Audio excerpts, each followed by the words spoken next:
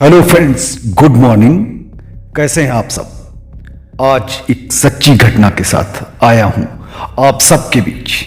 इसमें एक तरफा प्यार है, एक सन की कातिल है, एक कामयाब महिला है और कत्ल की गुत्थी है जो गोवा पुलिस द्वारा महज कुछ दिनों में सुलझा दिया गया। एक मिस्ट्री को बताने का उद्देश्य यह है कि आप सजग रहे, सतर्क रहे और हर अनजान व्यक्ति पर भरोसा ना करें। कभी जान पहचान के लोग भी ऐसा धोखा दे जाते हैं जिसकी आपको उम्मीद नहीं होगी। खासकर हमारी महिलाएं और बच्चियों को ध्यान रखना होगा कि हमारे आसपास के वातावरण में क्या चल रहा है। चलिए बढ़ते हैं इस सच्ची घटना की तरफ। भारत की first female perfume expert Monica Golde की मर्डर मिस्ट्री के बारे में। बाद में जब ये हत्या की गुत्थी सुलझी और जो वजह सामने आई उसे सुनकर आप दंग रह जाएंगे। यह आगे आपको कहानी में पता चलेगा।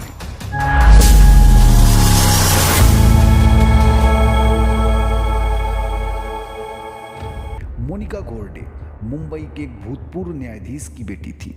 पहले वह एक प्रोफेशनल फोटोग्राफर थी, बाद में वह परफ्यूम एक्सपर्ट बन गई, इसलिए लोग उन्हें स्मेल क्वीन भी कहते थे। मोनिका ने गोवा के पणजी में सपना राज वैली में एक फ्लैट को किराए पर लिया और वहीं से अपना परफ्यूम बिजनेस चला रही थी।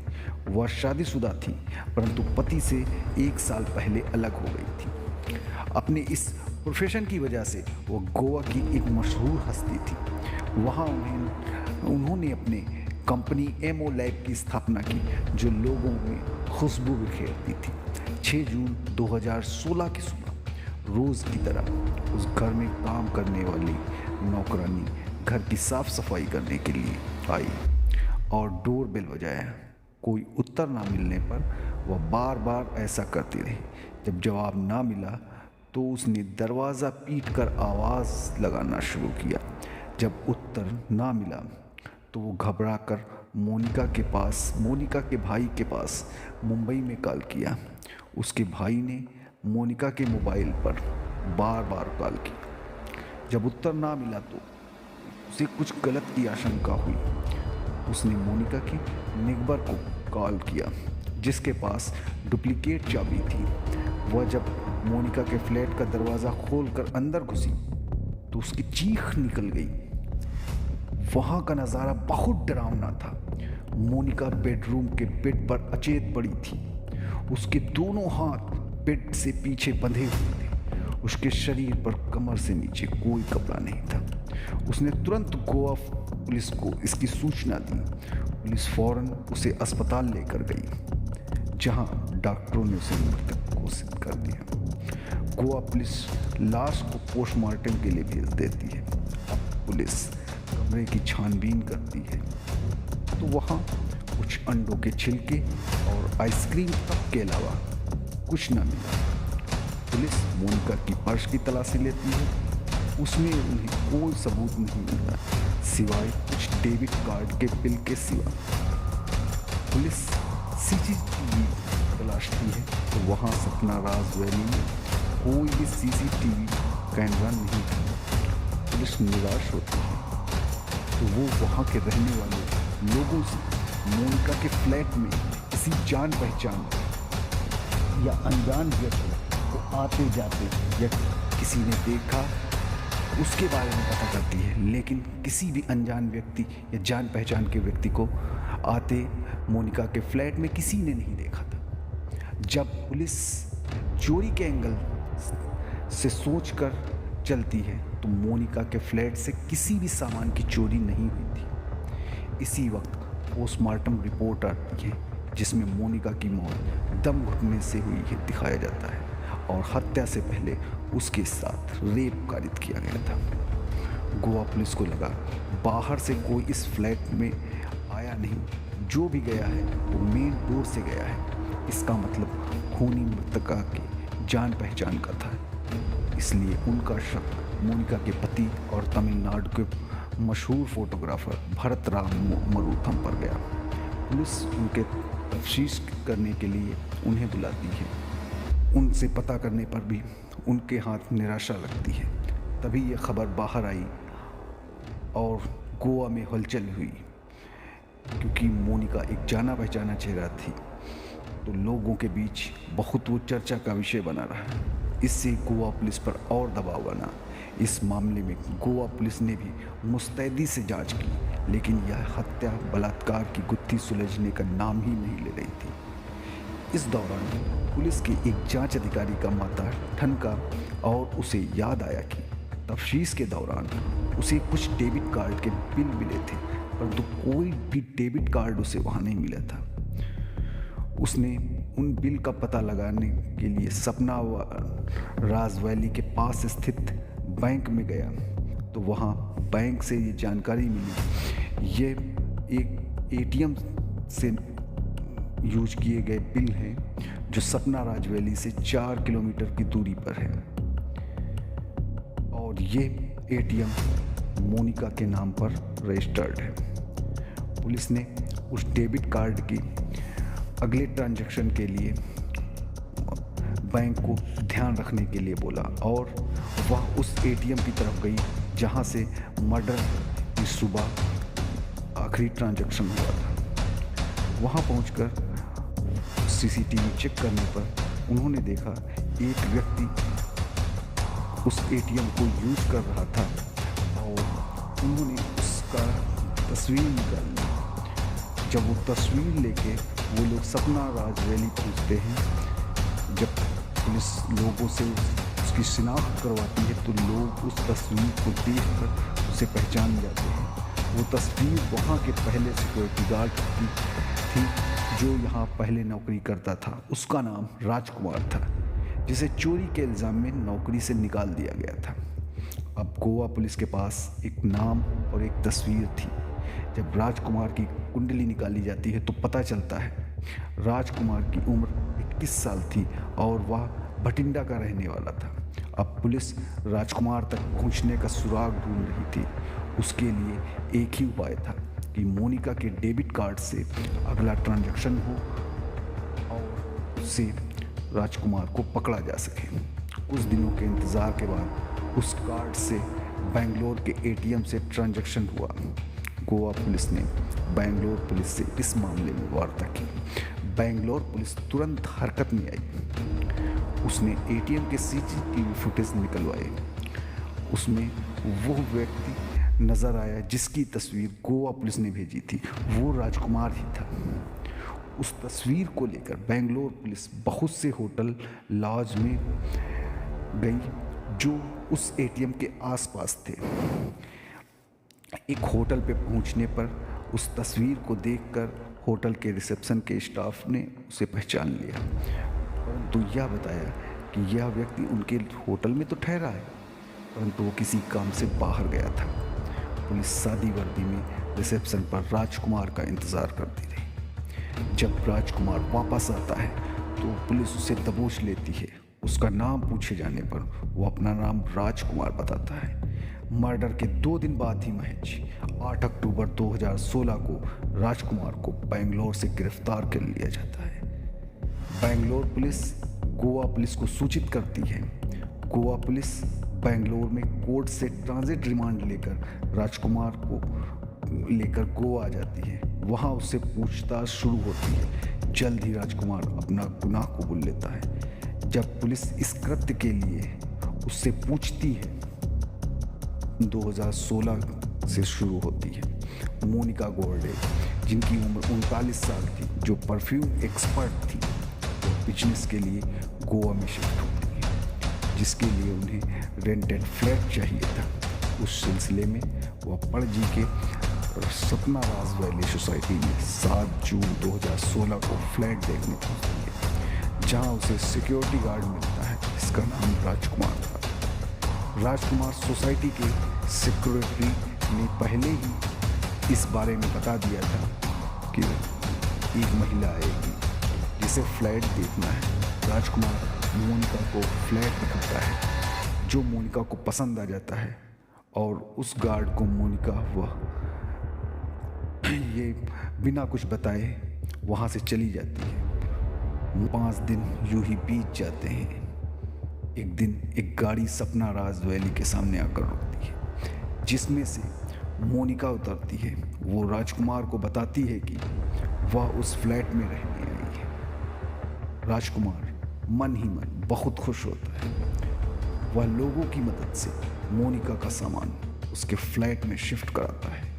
वह मोनिका को अब देखने के बहाने ढूंढता था। कभी दूध, कभी ब्रेड, कभी सब्जी पहुंचाने जाता था। वो मोनिका के और करीब पहुंचने के लिए सेक्रेटरी से बात कर सोसाइटी की गाड़ियों को धोने के लिए परमिशन ले ली। सेक्रेटरी ने सोचा इसे कुछ और इनकम हो जाएगी, परंतु ये तो सिर्फ एक बहाना था। वह जैसे ही ये जानता है उसे परमिशन मिल गई है, वह सीधे मोनिका के पास जाता है और उसे गाड़ी धोने की बात कहता है। मोनिका राजी हो जाती है। वो उसे चाबी दे देती है। कुछ दिन तक ऐसे ही चलता रहा। राजकुमार भी खुश था। एक दिन मोनिका गाड़ी से उसका छाता गायब हो जाता है, जिसकी वजह से राजकुमार की नौकरी चली जाती है। आप सोच रहे होंगे एक छाता गायब हो जाने से राजकुमार की कैसे नौकरी चली गई। आगे भी देखिए। मोनिका ने राजकुमार को छाते के बारे में पूछा। राजकुमार ने इसके बारे में जानकारी से इनकार कर दिया। अब मोनिका सोसाइटी के सिक्योरिटी गार्ड से अपने सामान गायब होने की शिकायत करती है। सोसाइटी का सेक्रेटरी इस बात को गंभीरता से लेता है, क्योंकि सोसाइटी में पहले भी चोरियां हुई थी। जब लोग छानबीन करते हैं तो उन्हें पता चलता है कि मोनिका की गाड़ी मोनिका के अलावा राजकुमार खोलता था। जब राजकुमार के कमरे की तलाशी ली जाती है तो वह छाता राजकुमार के कमरे में मिलता है। अब बाकी हुई चोरियों का शक भी राजकुमार पर जाता है। 22 जुलाई 2016 को मोनिका सोसाइटी के सेक्रेटरी से कहकर राजकुमार को नौकरी से निकलवा देती है। राजकुमार को नौकरी जाने का दुख नहीं था, उसे तो दुख ये था कि जिसको उसने चाहा उसी ने उसको नौकरी से निकलवा दिया। अब राजकुमार मोनिका के खिलाफ नफरत और गुस्से से भर जाता है और उसके मन में मोनिका के खिलाफ सिर्फ और सिर्फ नफरत रह जाती है। इसके अलावा मोनिका राजकुमार की सिक्योरिटी एजेंसी से कहकर राजकुमार की 2 माह की सैलरी 22,000 रुपये भी रुकवा देती है। राजकुमार कुछ दिन तक गोवा के पोंडा इलाके में मजदूरी करता है। इस दौरान वो मोनिका से मिलता है और उससे शिकायत वापस लेने की मिन्नतें करता है और अपनी सैलरी निकलवाने की बात करता है। जब मोनिका इनकार कर देती है तो वह गोवा से चेन्नई चला जाता है और वहाँ मजदूरी करता है। फिर वहाँ से मुंबई और फिर पुणे, हर जगह वह मजदूरी करता है, जिससे उसे लगता है उसकी इस हालत की जिम्मेदार मोनिका है। इसलिए वह कुछ ठान कर 2 अक्टूबर 2016 को वो वापस गोवा जाता है। उसके मन में मोनिका के लिए वही नफरत और जहर। वह 3 अक्टूबर 2016 को सपना राज वैली पहुंचा, जहाँ से वह मेन गेट से अंदर जाता है और मेन गेट पर कोई व्यक्ति नहीं था जो उसे देखता। वह सीधा सपना अपार्टमेंट के नीचे पहुंचता है। वहाँ मोनिका की गाड़ी पार्क नहीं थी। वह समझ जाता है कि मोनिका फ्लैट में नहीं थी। वह मोनिका से सीधा बिल्डिंग की छत पर पहुंच जाता है, क्योंकि वहां छत पर कोई आता जाता नहीं था तो उसे देखने का खतरा भी नहीं, परंतु उसे भय बहुत लग रहा था। भूखा प्यासा भी था। 3 अक्टूबर की रात को वो नीचे आता है, लेकिन मोनिका की कार उसे दिखाई नहीं देती। वो छत पर इंतजार करता रहे। वह अगले दिन कई बार 4 अक्टूबर को नीचे उतर कर आता है। सीढ़ियों से बार बार आता है, लेकिन 4 अक्टूबर 2016 को भी मोनिका की कार नहीं आती। छत पर उसको लिए ना तो कुछ खाने को था, ना पीने को था। 4 अक्टूबर भी बीत जाता है। अगले दिन 5 अक्टूबर को राजकुमार का मन वहां से भाग जाने को करता है, लेकिन उसके अंदर का सन की शैतान ऐसा करने नहीं। उसे भूखे प्यासे 48 घंटे बीत चुके थे। वो दोपहर 3 से 4 बजे सीढ़ियों से उतरकर नीचे आता है और उसे पार्किंग में मोनिका की कार नजर आती है। वो वापस छत पर चला जाता है और रात होने का इंतजार करता है। शाम लगभग 6:30 बजे वो मोनिका के फ्लैट की डोर बेल बजाता है। अंदर से मोनिका पूछती है कौन। वह सिक्योरिटी सुपरवाइजर बताता है। जैसे ही मोनिका दरवाजा खोलती है, वह उसे धक्का देकर अंदर घुस जाता है और चाकू दिखाकर उसे शोर न करने को बोलता है, परंतु मोनिका चीखने लगती, जिससे राजकुमार मोनिका का मुंह दबाकर उसे बाथरूम में खींच कर ले जाता है। वहाँ उस पर काबू कर लेता है, उसे बेडरूम में ले जाता है, जहाँ उसके हाथ पैर पीछे से बेड से बांध देता है और पैर सामने से बांध देता है और उसे चाकू दिखा के पैसे मांगता है। मोनिका उसे बताती है कि पर्स से ले ले। उसे पर्स में सिर्फ 4,000 रुपये मिलते हैं। वह और रुपये मांगता है तो मोनिका कहती है वह उसका डेबिट कार्ड ले ले और एटीएम से पैसे निकाल ले, क्योंकि उसके पास और नकदी नहीं है। राजकुमार को एटीएम चलाना नहीं आता था, तो मोनिका उसे एटीएम यूज करना भी बताती है और पिन भी बताती है। लेकिन राजकुमार के मन में कुछ और चल रहा। वह डेबिट कार्ड उठाकर जेब में रखता है और वो 4,000 रुपये भी, और एक कपड़ा लेकर मोनिका के मुंह में ठूंस देता है और किचन की ओर चला जाता है। वहाँ फिर से निकालकर पानी पीता है और फिर अंडे उबालता है, उन्हें छील कर आराम से बैठकर खाता है। फिर फ्रिज से आइसक्रीम निकाल कर खाता है और कुछ चॉकलेट खाता है, जिससे वो पिछले 48 घंटे से भूखा था। वो अपनी भूख मिटाता है। रात के 12 बजे अब वो मोनिका के पास आता है और उसका मोबाइल लेकर उसे धमकाकर उसका लॉक खुलवाता है। फिर उससे फोन लगाता है और मोनिका को दिखाता है। मोनिका बेसुध हो जाती है। उसे पता चल गया था उसके साथ बहुत बुरा होने वाला है। अब राजकुमार मोनिका के साथ वही घिनौना कृत्य करता है जिसकी चाहत उसे पहले दिन से इतनी थी।